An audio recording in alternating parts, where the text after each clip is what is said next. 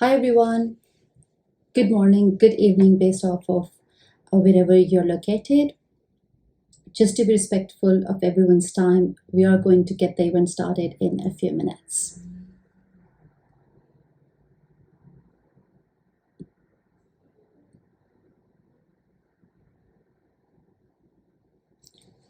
Before we start, a few housekeeping rules. Please ensure that you mute the microphones on your devices until the Q&A section. Feel free to use the comment section of the event to ask any questions or to contribute to the discussions. I will make sure to have dedicated 5-10 minutes towards the end of the session to ensure that we can get this section of the session as interactive as we can. Okay, so now that's out of the way, let me introduce myself briefly. So my name is Amreen Mustafa. I was born and brought up in Pakistan and an engineer by background. Soon after graduation, I moved to Hong Kong to pursue a career as in-house consultant and later transitioned to management consultant. I've had the opportunity to work across multiple countries in Asia. Recently, I've moved to Philadelphia in the US to pursue the MBA at the Wharton School. At Wharton, I'm part of Wharton Impact Investment Initiative and work closely with Management Consulting and Technology Club in close collaboration with 100K plus Wharton alumni across the globe. My journey so far has been very exciting, and now I'm looking forward to provide support and guidance to MBA aspirants, particularly through my experience of applying and interviewing at Harvard, Stanford, and Wharton Business School. In terms of today's agenda, so we are particularly looking to cover Harvard, Stanford, and Wharton's interview process, and particularly around the interview deadlines. How many, like, what is the percentage of the people who get invited to interview? What does the interview process look like? What happens after the interview? And particularly some guidelines on how to prepare best for the interviews. Let's start first by Harvard Business School. So just as a reminder, the round 2 applications for 2023 intake are due on January 4, 2023. So typically, applicants receive an invitation for interview within 4 to 6 weeks of the application deadline. So look out for that. Now, on average, 20% of the applicants receive an invite to interview. Interviews are usually, for Harvard Business Schools, interviews are usually 30 minutes and conducted over Zoom. Prior to COVID, it usually happened that a member of AdCom or AdCom would travel to a hub city like Beijing or London for in-person interviews. But due to COVID, I think everything has been over the Zoom in past few years. So HBS interviews are with member of an admission committee, and usually there is an observer in the session as well. Now, this is different to other business schools who actually engage the global alumni across different parts of the world to interview the candidates. So that's one thing to keep in mind when you're interviewing for Harvard.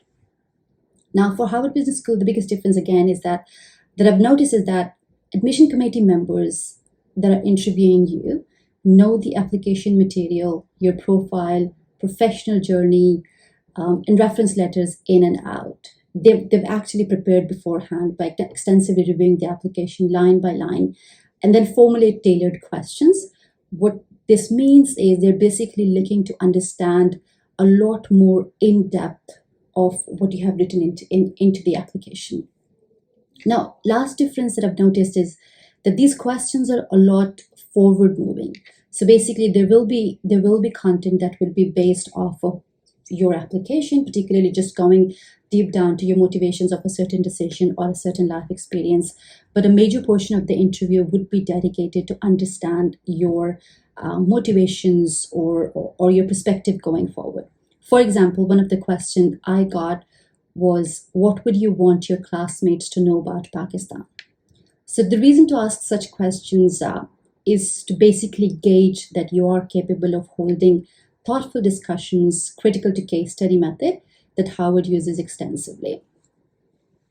So now that's the high level format that Harvard uses for its MBA interviews. Let's look into how to prepare, and these are again some of the guidelines or things that I have found useful during my process. So first of all, I think number one and most important, make sure you know everything on your resume, your application, And at the same time, I think it does help sometimes to have a conversation with your referees to understand what could have gone into the references, particularly some examples if they have coded. This helps to answer questions. This helps to basically answer or prepare yourself for any questions that could come up. Secondly, also prepare to answer questions ranging from major industry headlines to your hobbies and interest. For example, if you have said that you're a mountain climber or a marathon runner, be ready to talk about it. I particularly remember, I think one of our classmates interviewed at Harvard, and he wrote his hobby as an orchestra singer. And he actually spent the major portion of the interview talking about why he was interested in orchestra, what he learned, and how does he want to take that skill and contribute or share with the classmates, let's say. So know your resume, your passions, everything in and out, and expect a question on anything.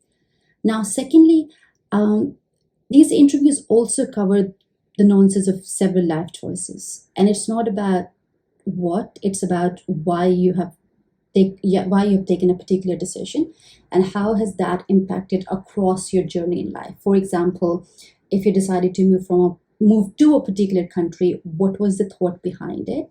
And how is that preparing you to take the next step that you are now taking in terms of getting an MBA at Harvard? And then how does that MBA connect to your post-Harvard or post-MBA professional personal goals? So connecting dots and an arc across all these decisions and then be able to articulate that to the interviewer is really important.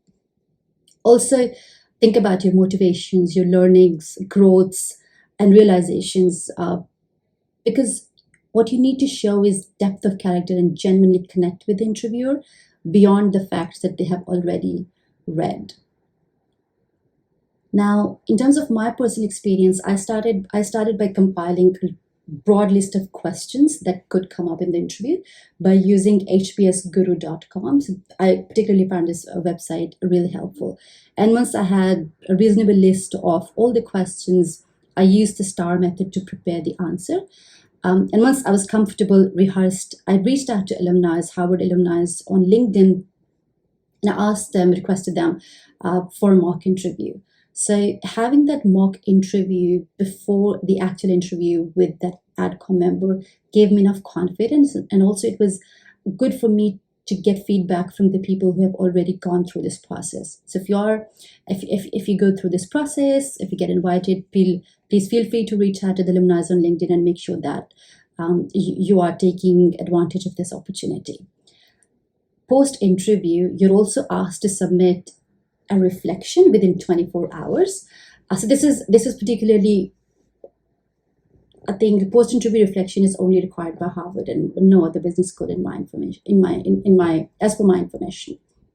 So that's all I wanted to share about Harvard Business School. Now, the next close one is Stanford Business School. So again, the round 2 applications are due on January 5, 2023. And interviews invites usually go out within 4 to 6 weeks of the application deadlines. Now, Stanford basically invites a few applicants, typically 2 to 3 per seat. So the chances of, I think for every seat, you will have 2 or 3 equally capable people competing for the same seat. Now, the MBA interview team at Stanford is made of both the admission committee members and also a small subset of the alumni that have been handpicked and trained to conduct these interviews. These interviews are a bit longer than Harvard. It typically lasts 45 to 60 minutes. And it could be a mix of in-person or virtual formats. So for example, if you're based in a city where where the AdCom team was able to connect you to an alumni, you might be interviewing in person. I think with COVID, that definitely moved everything to virtual, but given that everything is opening now, based off of the city where you are interviewing, you could also expect in-person interviews. Now, Stanford interviews conducted, again, even if it's an AdCom member or a global alumni member, they will have read your application and they are going to again ask very tailored questions and specifics from it. Again, this is similar to Harvard, but very different to other business schools where the interviewer typically has not seen your application materials. So how Stanford interview basically is competency-based series of behavioral questions that focus a lot on your past experiences rather than the hypothetical situations. So again, key difference, Harvard focuses a lot more on your depth of the knowledge outside of your application process, and Stanford wants to understand in depth of what you have written in your applications. So one is forward looking and one is historically looking, trying to understand the both facets of your personality.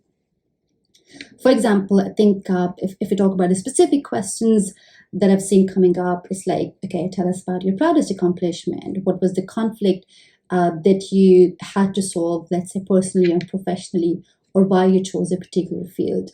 So this is very similar to, I think, interviews that you could get in a consultancy, for a management consulting company, but a lot more in the depth.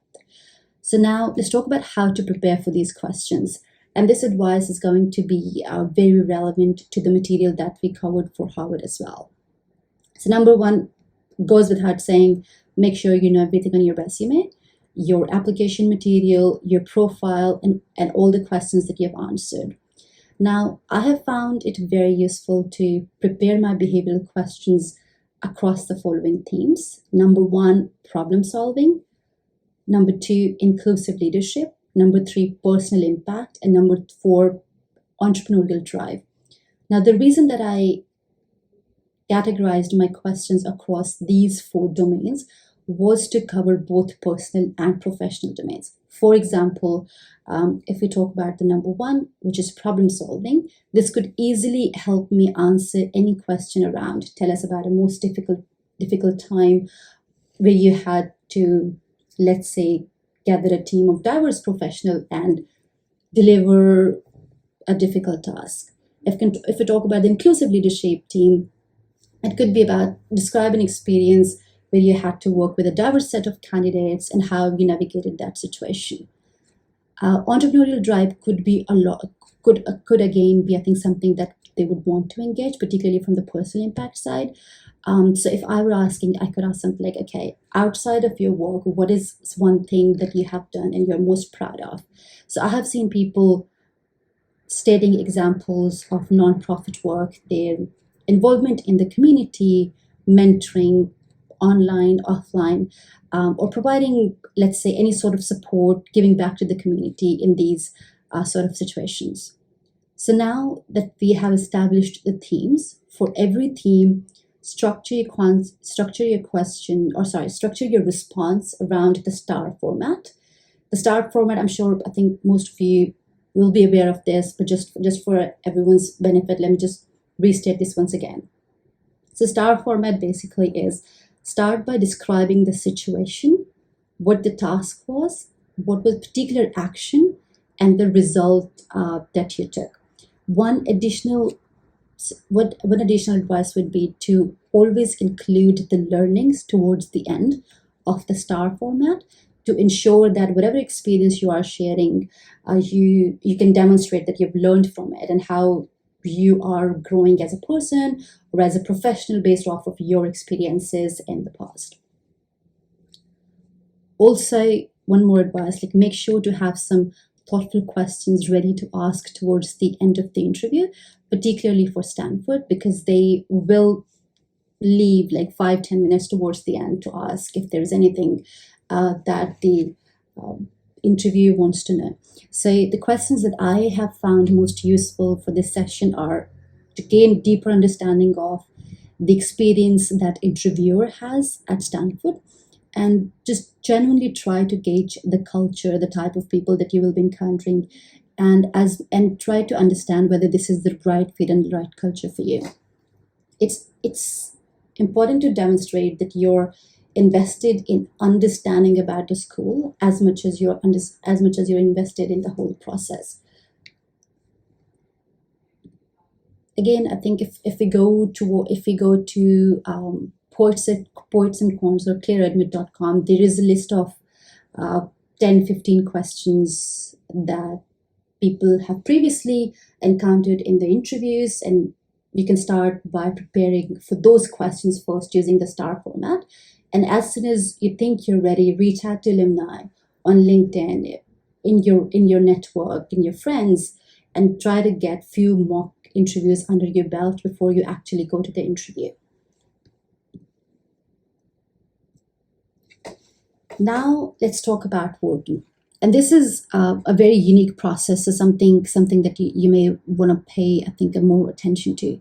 So for Wharton, again, round 2 applications are due on 4th January 2023, and interview invites would typically come out 4 to 6 weeks later. So for Wharton, on average, 30% of the applicants receive an invite to interview. Wharton's interview format is quite unique. It is often referred to as team-based discussion. It is usually conducted over Zoom with 5 to 6 other applicants and in the presence of interviewers from Wharton admission office or the alumni that have been trained to conduct such interviews. So prior to actual interview day, Wharton sends a prompt and key questions that are intended to be discussed and worked through in the actual interview session. So I actually have the prompt that I wanted to share with everyone here. So I'll just post that in comments to make sure that everyone can see what I'm referring to.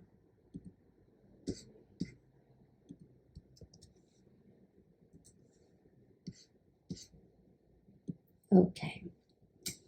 So there should be a comment in the event post now, which is actually the live prompt that 2022 interviewees are getting. So if you are interviewing in round 2, it's highly likely that you might be getting the similar prompt. Now interviews usually start, so now on the interview days, it starts always with a 1-minute presentation by all interviewees, which includes a short intro and succinct response to the TBD prompt, followed by 25 to 35 minutes of discussion amongst your group. Now, after you've discussed the prompt within the group of 5 to 6 interviewees, it's 5 to 6 candidates, the TBD always ends with a small presentation that summarizes your group's ideas. And this presentation is intended for the interviewers to understand, okay, how as a group you have navigated through coming to a collective response for this particular prompt, and they're observing the whole behavior throughout as well. So after TBD session ends, facilitator basically conducts 10 minutes one-to-one interviews, which includes questions like, why do you want to do MBA, or why Wharton? So it starts with a 30 to 35 minutes TBD discussion, followed by 10 minutes one-to-one interview session with either the AdCom member or the alumni that's interviewing. Now, in terms of how to prepare for these TBD discussions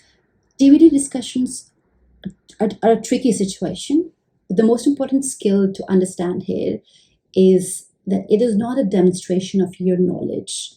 This interview process is designed to gauge how effectively you perform as a team member. So if you are a team player, you build upon each other's ideas and you act as a facilitator, take team towards the end goal. You're highly likely proving that you will be able to fit in a very team-based environment that Wharton has. So it's not about being dominant. It's all about showing, okay, you're a team player and you can navigate difficult situations, discussions, or conflict that can happen in a team environment. So let's start some guidelines. I think I've touched a bit more on that. But number 1, always start with a strong pitch and ensure that you fully address the questions asked in the prompt. So this will be, based off of the prompt and the questions that are being asked, prepare your 60-minute speech, rehearse it again and again, because this time limit is very important. As soon as you start your pitch, there will be a timer on screen, which will be like 60 seconds timer. So you have to succinctly do a little bit of your intro, address the situation, cover all the questions in the 60-second. So preparing the speech and also being able to rehearse and succinctly present is very important. Number three, second would be that it's often helpful to, for these sort of interview situations, it's often helpful to play the role of the facilitator and help advance the discussion without dominating. So the way to do that is, for example, if someone has shared an idea that I like, but I want to add on it, I can say that, thank you, Max, for sharing that idea. I would love to add two more points to that. And then that way you're acknowledging the other person's ideas, you're showing respect for their opinion, and also expressing your stance on it and helping advance the total conversation. So I think this sort of attitude is very helpful in this situation. But at the same time, I think it's also important to showcase your individuality. And if there at any instance you feel like you might want to present an alternative view, feel free to do that, because that could also be seen as it's basically a real life simulation, where if you're having a discussion with a team, you are bound to have alternate ideas. It's all about how you respectfully encourage or engage other person and share your idea, and at the same time help advance that conversation by bringing everyone into that conversation. Now, Wharton places, again, immense importance on teamwork. So make sure that you're coming across as a team player while maintaining your individuality, and also and also showing that you've done enough research on the prompt that was shared. Again, when I was interviewing and we received the prompt, once I was comfortable with my response and the pitch that I had, we gathered 6 to 7 participants based off of different, I think, clear admitter, points and cons, or fishbowl. There are a lot of these platforms where you can connect to fellow candidates who are going through the same process, and reach out to one of the Wharton alumni to conduct that TBD discussion.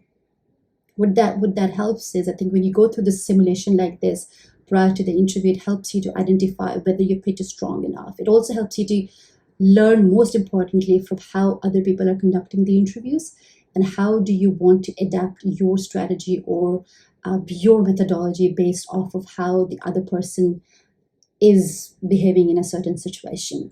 So if I remember correctly, I did 3 to 4 simulations, and I outrightly found those people from Fishbowl who were actually going through the same process. We engaged with a current Wharton student who was a second year, and then we did this Wharton simulation. We did this simulation 3-4 times before the actual interview. Yes, so based off of that, that's how I have prepared for the interviews at these schools. And these were some of the suggestions or the reflections that I had through this whole process. Now, I'm very keen to, I'm looking at time as well. We have 7 minutes left from the session. So I'm very keen to take some questions and help clarify any ideas or things that you want to run through. Feel free to unmute yourself and ask if you have any questions.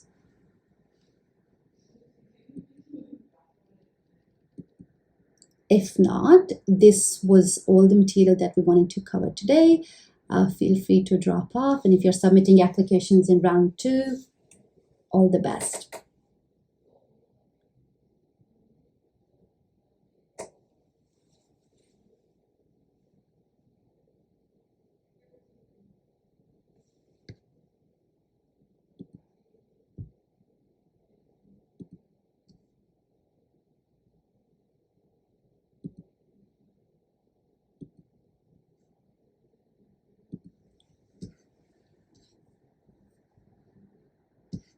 I'll be hanging around here in the stream for another 6 minutes if there are any questions.